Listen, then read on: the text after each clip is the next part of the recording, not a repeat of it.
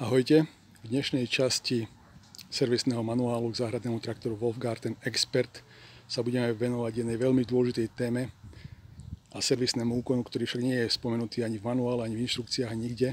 Zvyčajne vás na neho ani neupozornia a mali by ste to urobiť už bezprostredne po kúpe záhradného traktora a ak nie pred každým kosením, tak aspoň raz za mesiac. A to je kontrola hladiny oleja v hydrostatickej prevodovke. Skontrolujte to veľmi jednoducho. Odklopíte si sedadlo, najprv ho posuniete úplne dozadu, stlačením tohto a úplne do zadnej polohy. Odklopíte ho dopredu. Ako vidíte, aby som ušetril čas, akumulátor som už vybral, aby ste ho správne odpojili. Pozrite si jednu z predchádzajúcich častí, kde som to popisoval. A prečo som ho odpojil?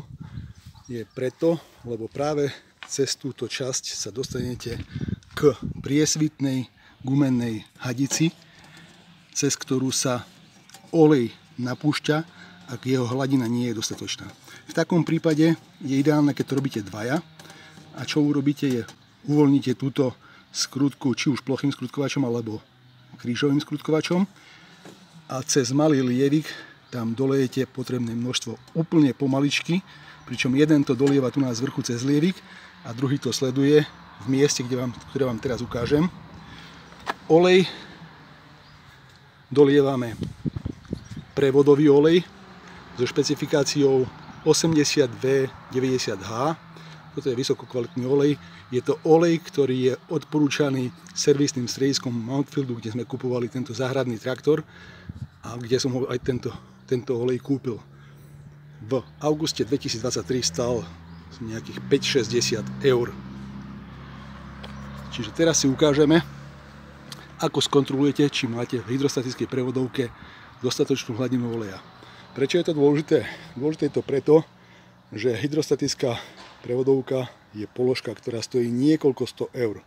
Repasované prevodovky sa predávajú za 350 eur a viac, čiže nová musí stať násobne viac.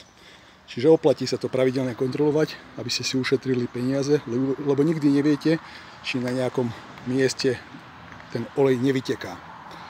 Čiže buď si zdvihnete toto takým štýlom, že sa vám posunul vyhadzovací tunel, alebo to viete aj manuálne vyťahnuť. A následne veľmi jednoduchým úkonom skontrolujete jeho hladinu. Bez toho, aby ste museli vyberať tunel. Ako vidíte, tu je plastové kolienko a hladina olej by ste mali vidieť tu v tej priesvitnej hadici.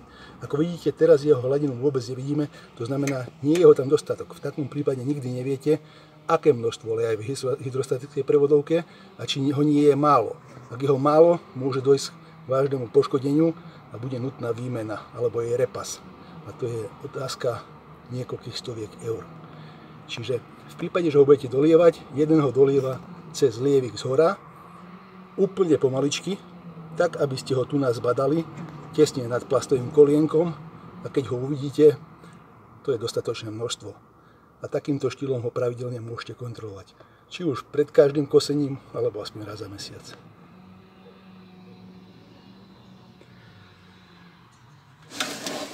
Ako ste si mohli všimnúť, na to, aby ste to boli schopní skontrolovať, ste museli najprv vybrať akumulátor a takisto sňať kôš, do ktorého sa zberá pokosený materiál.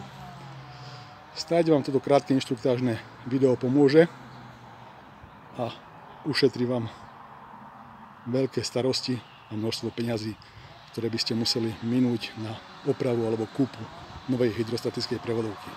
Pekný deň prajem.